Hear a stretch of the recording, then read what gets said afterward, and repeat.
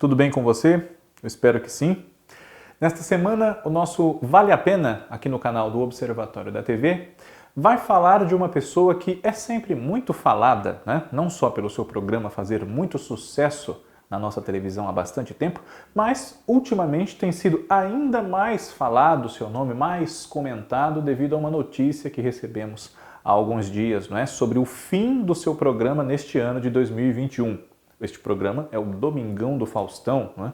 E nosso homenageado no Vale a Pena desta semana, no qual nós vamos rememorar um pouco da sua vida e da sua carreira, é ele, Fausto Silva. O que se chama Fausto Silva mesmo? Esse já é um bordão meu aqui, né, nos nossos vídeos do Observatório da TV.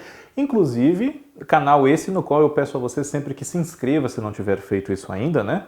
Já somos aí mais de 22 mil. E que também acompanhe os conteúdos do Grupo Observatório na sua plataforma digital de áudio preferida, aquela em que você ouve música, geralmente, né? Também estão lá os nossos conteúdos, pode procurar, tá? Fausto Silva nasceu, Fausto Correia Silva, né? Nasceu aqui em São Paulo, na capital do estado, em 2 de maio de 1950. Portanto, ele tem agora 70 anos completos, né? Tá perto já de fazer 71. Ele é filho de uma professora de idiomas, Dona Cordélia, e de um economista, o senhor Amauri.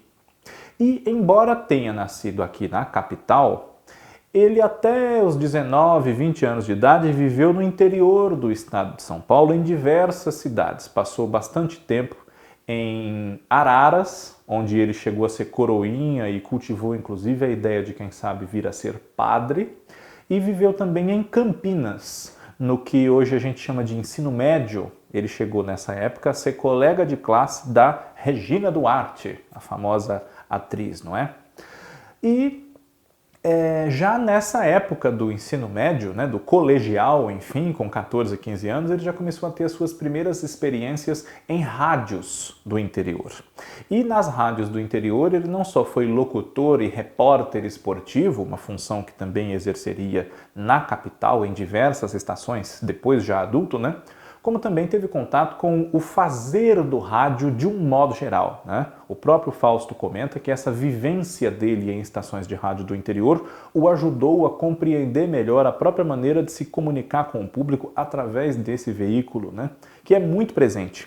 Quem tem uma vivência urbana pode não ter muito bem a dimensão do quão importante é o rádio, ainda agora, em 2021, no grande interior do Brasil, né? O rádio ainda é um vetor muito importante, não só de entretenimento, como de informação para populações mais ou menos urbanizadas, devido a ser um aparelho relativamente barato, né? De alcance simples e que tem uma transmissão imediata, né? É mais rápido até do que a televisão. O que rivaliza em rapidez com o rádio talvez seja só a internet, mesmo assim guardadas as devidas proporções, né? Fausto Silva, incentivado por um amigo de seu pai, que era um advogado e apresentador de rádio e televisão muito famoso naquela época, Blota Júnior, né? Inclusive aqui no nosso canal do YouTube existe uma live que eu, Fábio, fiz com Neuber Fischer e com Cristiano Blota, Cristiano neto de Blota Júnior, Neuber Fischer aqui o nosso diretor-presidente, né? Fizemos os três uma live sobre o centenário de Blota Júnior, né? E a sua importância para o cenário artístico e de comunicação no Brasil. Estão todos convidados a ver ou a rever esse nosso material que fizemos, né? E foi agora em 2020, já na base da pandemia, né? Nos comunicamos ali, os três nos juntamos ali, foi muito interessante. Blota Júnior merece ser sempre lembrado. Assistam, se vocês não viram. Pois bem, Faustão, né? O nosso Fausto Silva, que é muito conhecido por esse apelido de Faustão, deixou o interior e voltou para a sua terra natal, por assim dizer, né? E trabalhou na Rádio Globo, trabalhou na Rádio Cultura, né? Trabalhou em diversas estações, fazendo não só reportagem esportiva, de uma maneira bastante irreverente, né? Indo ali realmente a campo conversar com os jogadores e com pilhas na cabeça, com melancias penduradas nas costas, vir para chamar uma atenção, fazer uma graça, né?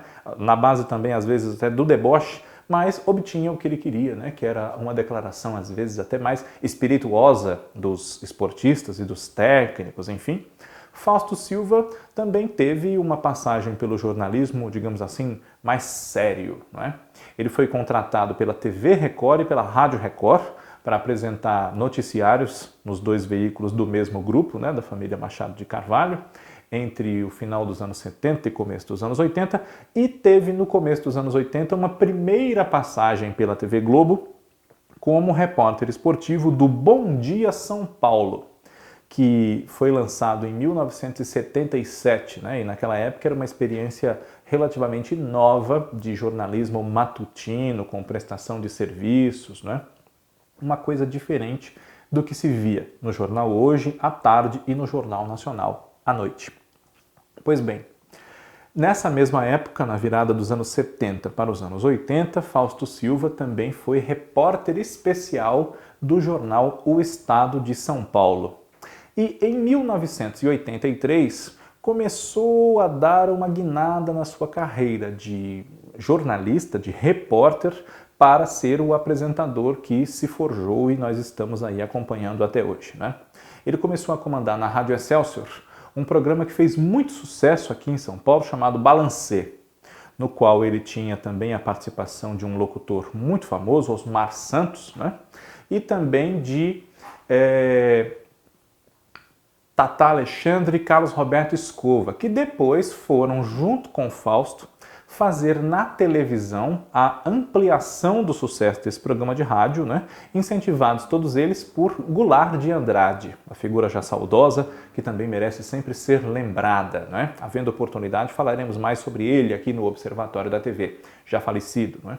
Goulart de Andrade inicialmente abriu um segmento ali do seu programa, o Comando da Madrugada, que então era apresentado pela TV Gazeta, ainda em 1983, e Fausto Silva transportou o seu balancê para a televisão, né? O espírito do balancê, muito irreverente, com música e humor, né?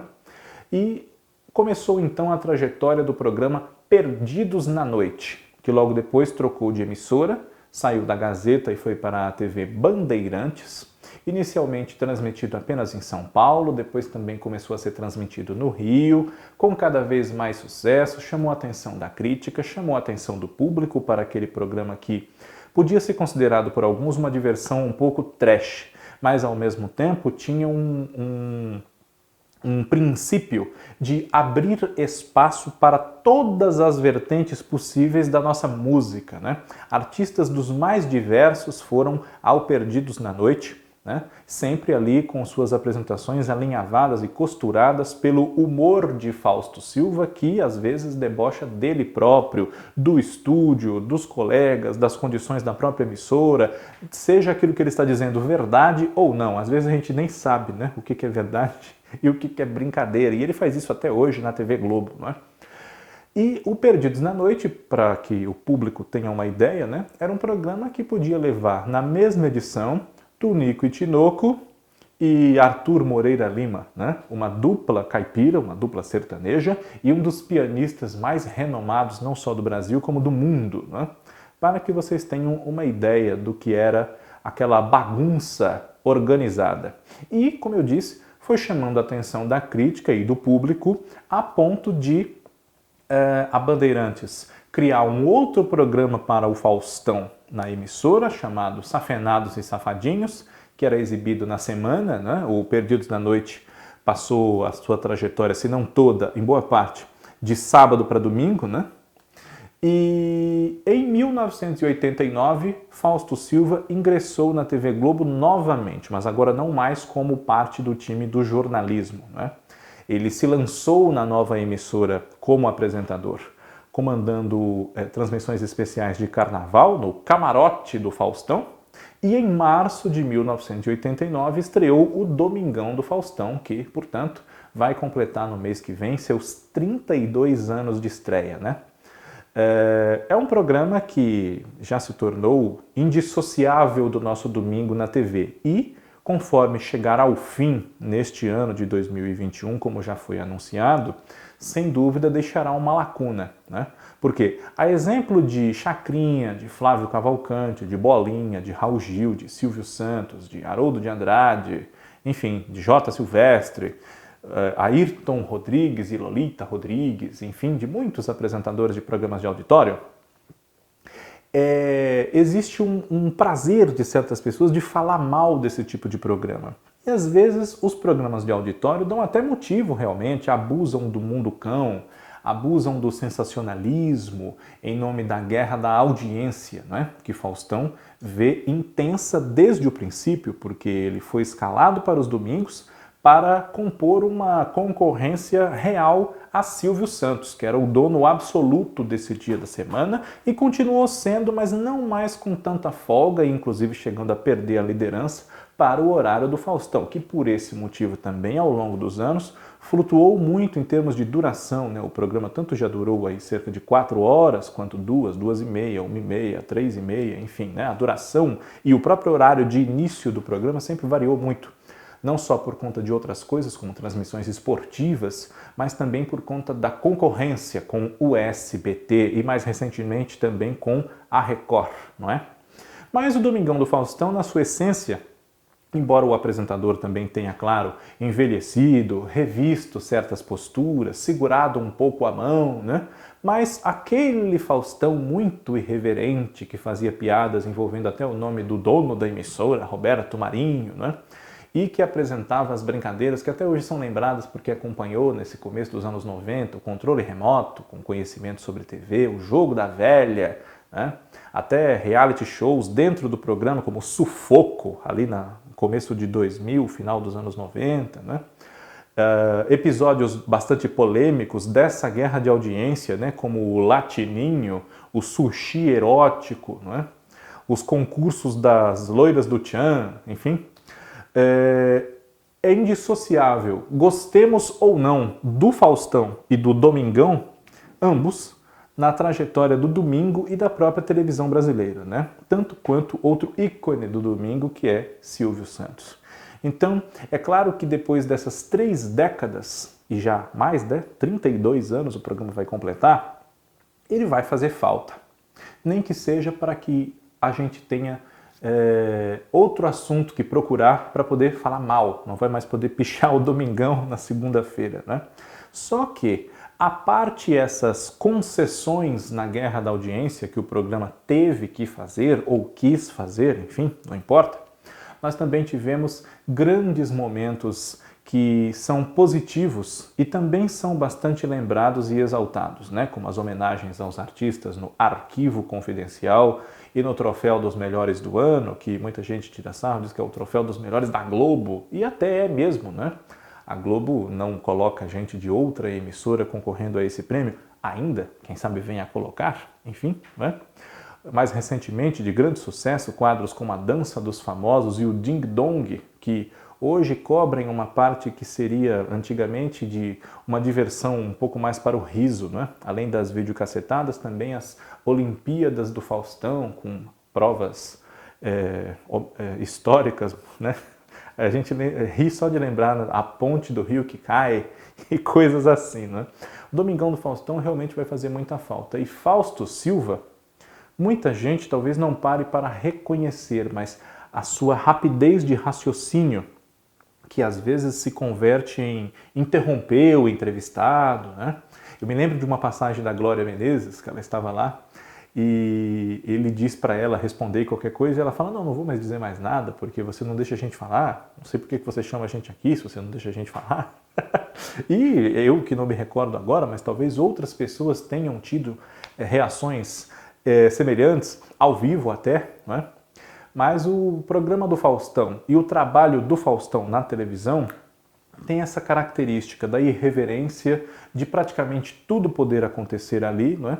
E Fausto Silva não é um clown que está ali simplesmente fazendo graça. Essa graça é espontânea, mas ao mesmo tempo ela é muito calculada. Ele conhece muito bem os seus limites, conhece o fato de que faz um programa para ser assistido pelas famílias, naquele horário livre, né? Hoje é mais ou menos ali de 5, 6 até 8 da noite, né?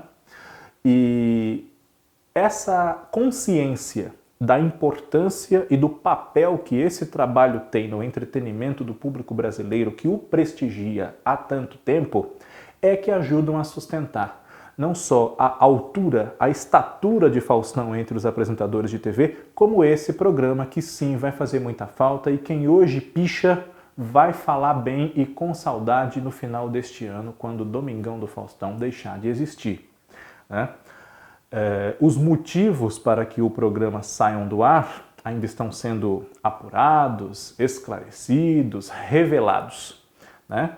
Mas fato é que, depois de 32 anos, no mínimo, o Faustão pode querer descansar um pouco, né? Também curtir a sua família, curtir um merecido descanso depois de uma vida toda de trabalho, cuidar bastante da sua saúde, não é? E nos deu já bastante momentos muito bons, apesar daqueles bastante criticados também. E o saldo dessa trajetória é bastante positivo, a ponto de ele estar aqui no nosso Vale a Pena nesta sexta-feira. E na próxima semana teremos um novo homenageado. Desde já agradeço a sua audiência e nos vemos lá. Um abraço.